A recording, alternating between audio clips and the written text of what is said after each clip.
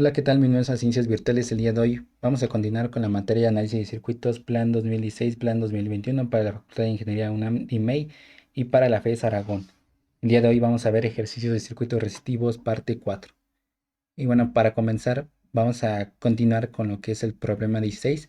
Para la red que se observa, determina la corriente I1 y lo que es la corriente I2 y determina el voltaje de lo que sería propiamente su fuente de corriente. Entonces, aquí lo que hacemos, y antes de continuar, también mencionando que esto se obtuvo del libro de Boylestad, 12ª edición, de Introducción al Análisis de Circuitos, de la editorial Pearson, de la parte de una página 122. Entonces, lo que hacemos aquí es que estas dos resistencias, tanto R1 como R2, están en paralelo. Podemos simplificarla a una sola. Entonces reducimos R1 y R2, que está en paralelo. R12 es igual a R1 por R2 entre R1 más R2. Por lo tanto, nos quedaría como que R12 es 1.6 ohms. Por lo tanto, nos quedaría de esta forma. Ahora, eh, lo que tendríamos que encontrar es el voltaje de la fuente de corriente. Entonces, lo que hacemos simplemente es calcular con la ley de Ohm. Y esto obviamente porque lo administra toda la fuente, ¿no? Entonces, más bien la fuente administra todo al circuito. Entonces, por lo tanto, lo que sería el voltaje propiamente en la fuente de corriente sería I total por R12. Y por lo tanto nos quedaría que su voltaje de la fuente de corriente es de 9.6 volts. Y obviamente tenemos la misma caída de voltaje para estas dos resistencias. Por lo tanto, lo que hacemos es igual con la misma ecuación de la ley de Ohm. Por lo tanto, pues sería, en este caso, el voltaje en R1 es igual a I1 por R1. Despejamos a lo que es I1, sería BR1 entre R1 y por lo tanto nos da una corriente 1, de la corriente 1 nos da igual a 4.8 amperes.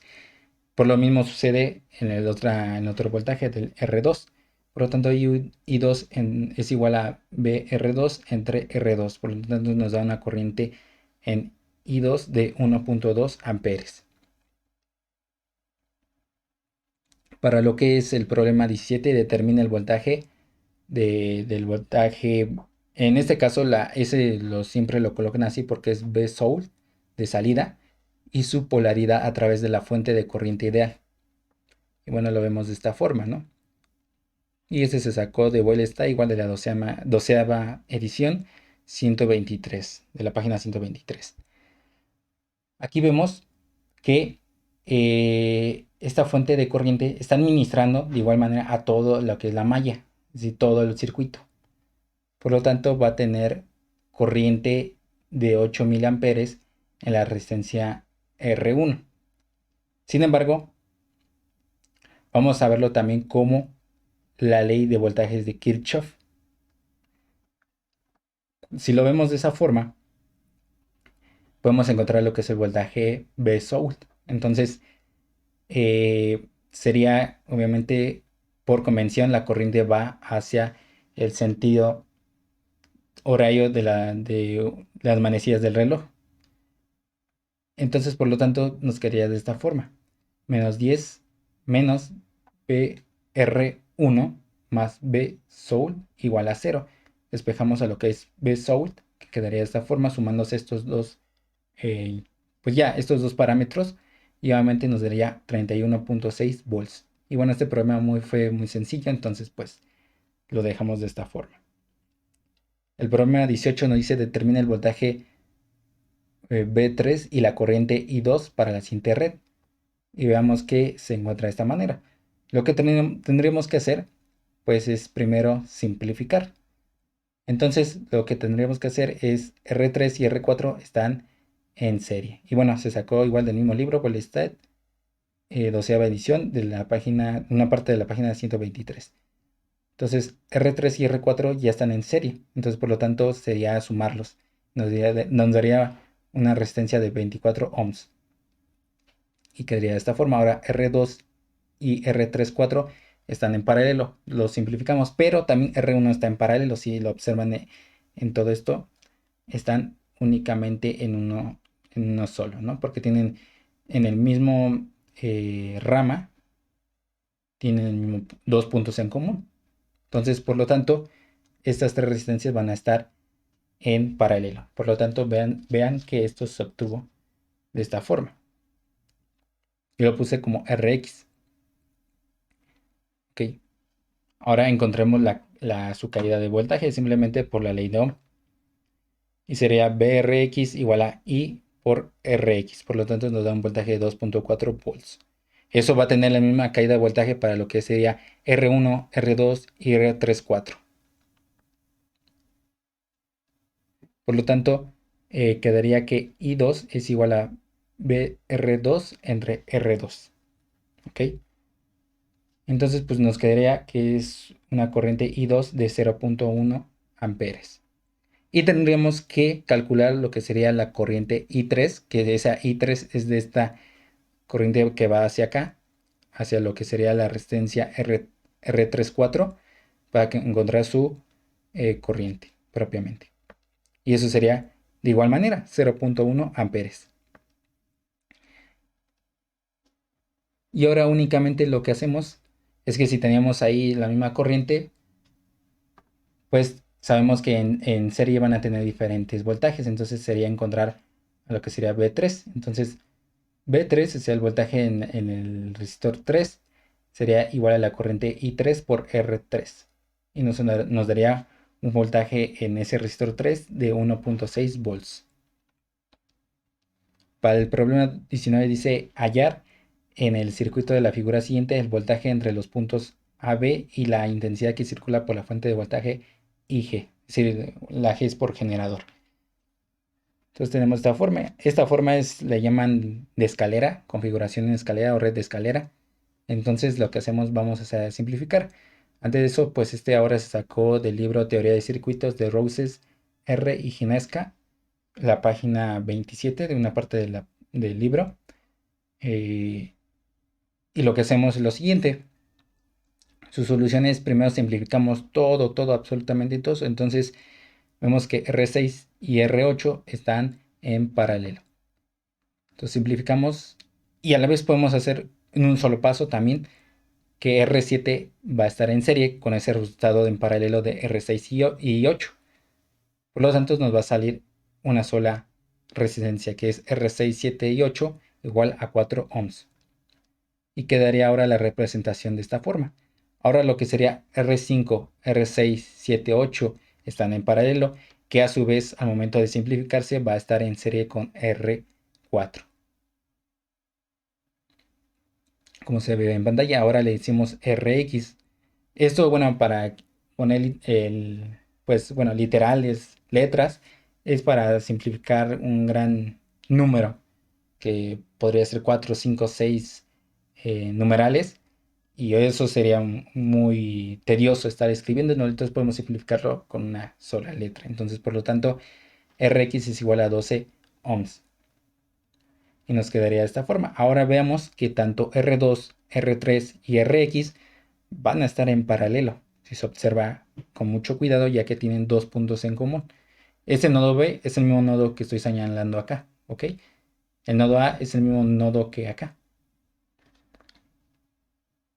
Están en paralelo y los hacemos con esta ecuación que, bueno, ya lo vimos en la parte teórica. Y R23X es igual a 2 ohms. Y quedaría de esta forma. Lo único que debemos de hacer es encontrar la corriente IG, pero simplemente lo que hacemos es R1 y R23X van a estar en serie, por lo tanto podemos simplificarlo de la siguiente forma, que R total es de 3 ohms. Y obviamente por la ley de Ohm es que la corriente del generador es igual a E, que en este caso es la fuente de voltaje, entre R total. Y eso nos quedaría que la corriente del generador es 4 amperes.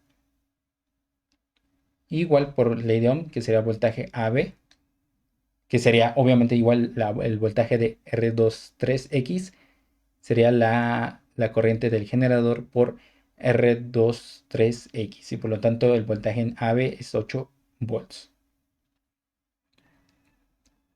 Y el último problema nos dice hallar en el circuito de la figura siguiente los voltajes en el punto A, en el punto B y en el punto C y la potencia total del circuito. Y tenemos de esta forma y nuevamente esto lo sacamos del mismo libro Teoría de Circuitos de Roses R. y Ginesca de la página 31, bueno, parte de una página. Y obviamente tenemos esto, una fuente de corriente, una fuente de voltaje y una resistencia. 3 puntos y en el punto A se encuentra lo que es la referencia. ¿Ok? Veamos lo siguiente. En primer lugar ya tendremos el voltaje en A. ¿Por qué? Porque está sobre la referencia. Por lo tanto el voltaje en A es igual a 0 volts. Eso ya respondimos a esa pregunta. Ahora, veamos que esta fuente de corriente está administrando también corriente a la fuente de voltaje. La fuente de corriente está administrando a la fuente de voltaje y por lo que es la ley de Kirchhoff de corrientes, esta misma corriente que entra en el nodo A sale también del nodo, que diga, del nodo B, entra 10 amperes y también salen 10 amperes.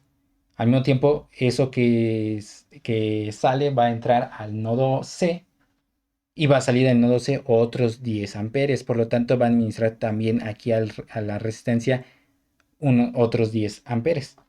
Y por análisis nodal también lo vemos de esta forma. Veamos que lo que sería el voltaje en C menos el voltaje en B es igual a 10 amperes. Es decir, de esta forma. Es decir, recuerden donde está apuntando el positivo va a ser precisamente positivo ese punto C menos el voltaje en B porque está en la parte negativa igual a 10 volts.